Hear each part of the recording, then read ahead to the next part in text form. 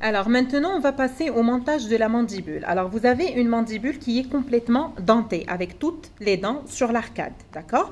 Donc bien sûr, il faut passer par la réalisation des encoches. Vous avez le topo chez vous de la réalisation des encoches, donc vous allez réaliser ces encoches aussi chez vous, ok? Donc la différence entre les encoches au maxillaire et les encoches à la mandibule, c'est qu'au maxillaire, vous avez 4 encoches, 2 antérieures et 2 postérolatérales, et au niveau mandibulaire, vous avez que 3 encoches. Vous avez 2 encoches postérolatérales et vous avez une seule encoche au niveau antérieur. Donc, avant de commencer le montage, vous allez déjà mettre votre articulateur de façon à ce qu'il soit à l'envers. Ça veut dire que la branche supérieure va être au niveau en bas, sur la table. Et la branche inférieure, c'est elle qui sera en haut. Bien sûr, toujours la tige, elle est réglée à 0. Et après, on va positionner notre plaquette de montage sur la branche inférieure. Une fois positionné, on va passer à l'étape la plus importante qui est en fait la stabilisation du modèle mandibulaire sur le modèle maxillaire. Ok? Comment on peut stabiliser le modèle maxillaire sur le modèle mandibulaire? C'est bien sûr à travers le rapport intermaxillaire. Donc en bouche, on prend le rapport intermaxillaire, ça veut dire la relation entre le maxillaire et la mandibule, ça veut dire l'engrainement. Et au TP, vous allez essayer d'avoir cet engrainement entre les dents du maxillaire et les dents de la mandibule, bien sûr. Donc, comment on va les avoir? Vous connaissez tous, en fait, vous l'avez vu au niveau de vos cours, des engrainements en anatomie dentaire et en occluso. Donc, il y a des rapports inter-arcades et des rapports intra-arcades. Donc, bien sûr, il faut qu'il y ait un recouvrement au niveau antérieur, voilà. Il faut qu'il y ait une coïncidence entre le point interincisif maxillaire et le point interincisif mandibulaire. Et vous avez toujours les dents maxillaires qui recouvrent les dents mandibulaires.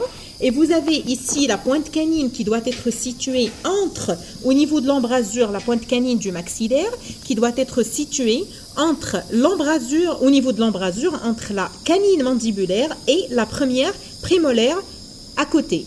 De l'autre côté, la même chose. Donc, la pointe canine gauche doit être située au niveau de l'embrasure ici, entre la canine gauche, en fait, et la première prémolaire.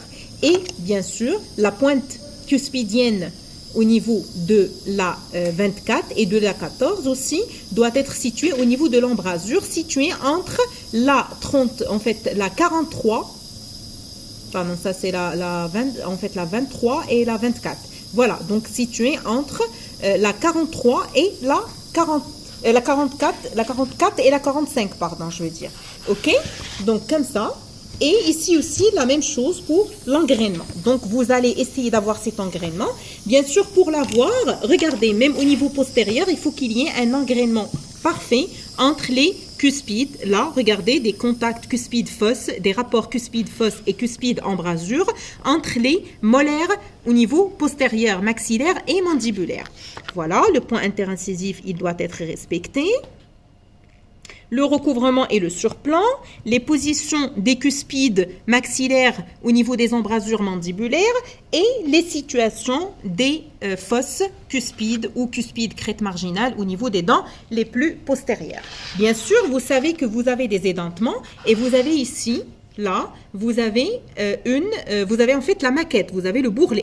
Donc, il faut qu'il y ait un contact intime entre le bourrelet et les dents mandibulaires ici. Donc, pourquoi un contact intime? Pour éviter en fait le basculement de ça. Et c'est avec des maquettes d'occlusion qu'on prend le rapport intermaxillaire en bouche. Ça, c'est clair. Bien sûr, avec des matériaux d'enregistrement aussi. Donc là, on va utiliser cette maquette d'occlusion pour avoir des indentations. Ces indentations-là, ces cuspides, qui vont être tracées et gravées sur le bourrelet au niveau maxillaire pour qu'il y ait une stabilité. De même, pour l'autre côté, ces cuspides-là de la prémolaire et de la première molaire mandibulaire doivent être gravés ici. Donc, pour qu'ils soient gravés, il faut chauffer ces deux bourrelets et après mettre et positionner votre modèle dessus et un tout petit peu enfoncer jusqu'à contact intime tout en respectant les règles qu'on vient de dire maintenant et après le stabiliser des côtés droit et gauche au niveau postérieur pour ne pas avoir un modèle qui va tomber. Donc on va utiliser un peu de flamme. Je vais essayer de chauffer en fait les bourrelets maxillaire, droit et gauche. Donc, je vais enlever mon modèle comme ça. Je vais chauffer mon bourrelet droit et mon bourrelet gauche de façon à permettre en fait, que les cuspides s'enfoncent au niveau de la cire. Voilà. Donc regardez là, j'ai perdu beaucoup de cire, j'ai un espace, donc j'ai pas de contact intime. Là aussi, j'ai pas de contact intime. Donc qu'est-ce que je fais? Je vais prendre un peu de cire rose, comme ça, sous forme d'un petit cadran. Et après, je vais essayer de chauffer et je vais remplir ce vide pour avoir un contact qui est intime. Voilà, donc c'est comme si je vais rehausser mon bourrelet à droite et à gauche. Voilà, donc je vais le positionner comme ça. Et je vais un tout petit peu essayer d'enfoncer les choses. Évitez de mettre de la cire sur les dents à côté. Et après, je vais essayer de le coller comme ça au niveau palatin et aussi au niveau vestibulaire. Comme ça. Voilà. De l'autre côté, je vais faire la même chose. Je vais un tout petit peu rehausser mon bourrelet, comme ça. Voilà. Je vais réduire un tout petit peu de ce côté. Voilà. Et après, je vais coller cette partie que j'ai rajoutée sur le bourrelet. Parfait.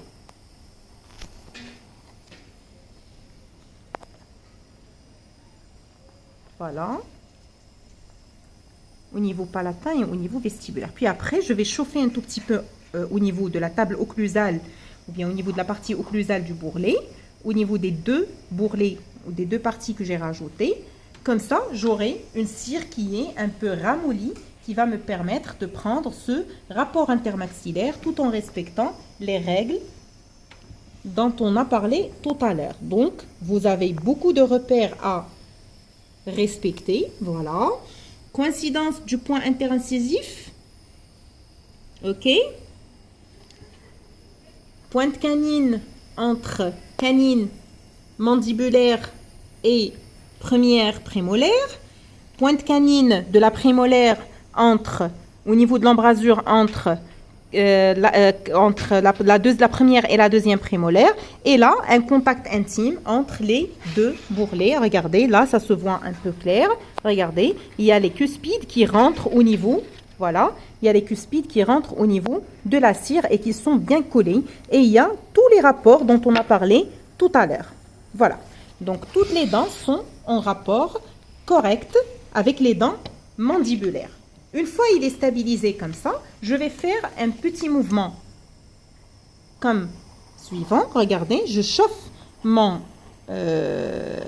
couteau à cire et après je fais passer un tout petit peu en vestibulaire à côté des cuspides. Comme ça, la cire elle va coller. De la même manière, je vais faire de l'autre côté. Regardez, je chauffe et après je passe en vestibulaire pour pouvoir coller en fait la cire au niveau des dents. Voilà. Là, il est stable. Je fais un petit mouvement comme ça. Donc, c'est stable, c'est correct. Rien ne bouge. Et après, qu'est-ce que je vais faire? Je dois, comme ce que j'ai fait pour le maxillaire, vérifier l'espace qui existe entre la plaquette de montage et mon modèle mandibulaire. Tout en étant à 0, ce plateau incisif doit toucher la pointe, en fait, la tige incisive. Regardez, j'ai de l'espace suffisant pour faire le montage. Donc, à ce stade-là, je vais commencer la préparation de mon plâtre pour faire le montage. Alors, au maxillaire, on a utilisé 2 doses et demie de plâtre pour deux doses, presque une dose et demie à 2 doses d'eau. Maintenant, on va en fait utiliser 3 doses de plâtre. C'est pas la peine. 3 doses de plâtre avec 2 doses et demie d'eau.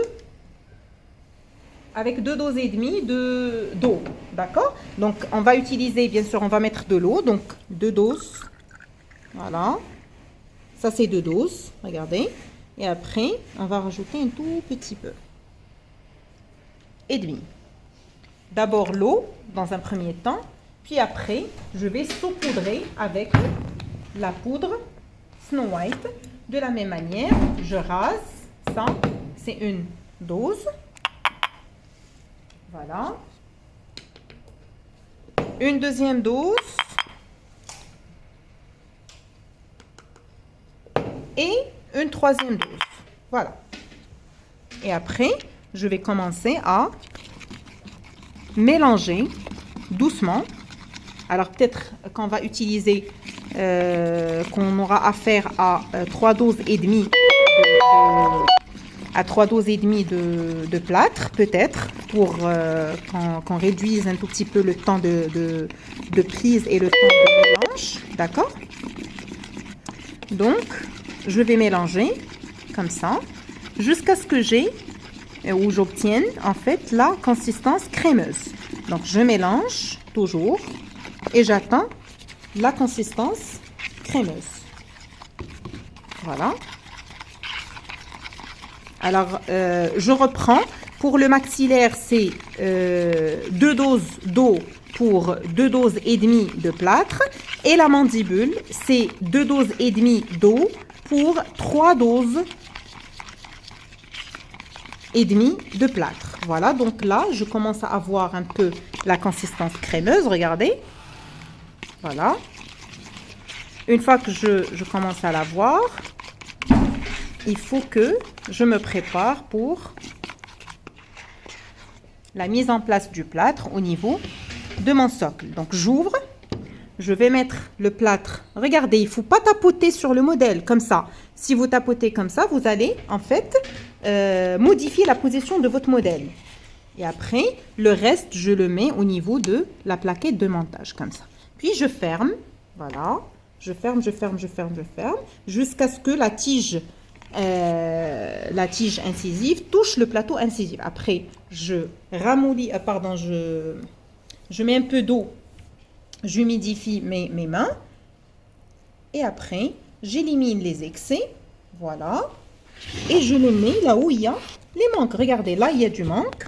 Donc, je suis en train de rajouter les excès que j'ai enlevés tout à l'heure pour les mettre au niveau des zones là où il y a des manques. Regardez, j'enlève l'excès. Je les mets là où il y a le manque. Voilà. Comme ça. Toujours, j'utilise un peu d'eau. Comme ça. Et après, je passe. Voilà. De l'autre côté, la même chose. Je vois si j'ai un petit manque. Je dois le remplir.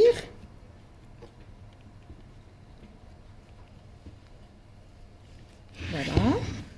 Là aussi, je dois passer le doigt un peu avec un peu d'eau pour éliminer les excès et pour commencer une première finition à ce stade. Ok? Voilà. Donc, une fois terminé, regardez, il faut que je fasse quoi? Il faut que je prenne ça entre les mains de cette manière et que je passe directement au lavabo. Voilà. Doucement comme ça pour que je puisse passer le doigt ici tout autour pour éliminer les excès et pour nettoyer mon articulateur. Voilà, mais tout en étant fermé. Tout en étant fermé, parce que si mon articulateur change de position ou si ma tige elle s'ouvre, j'aurai un problème de dimension verticale, parce que c'est la tige qui représente en fait la dimension verticale d'occlusion. Voilà, donc je nettoie correctement. Je nettoie correctement, voilà. Et après, je laisse fermer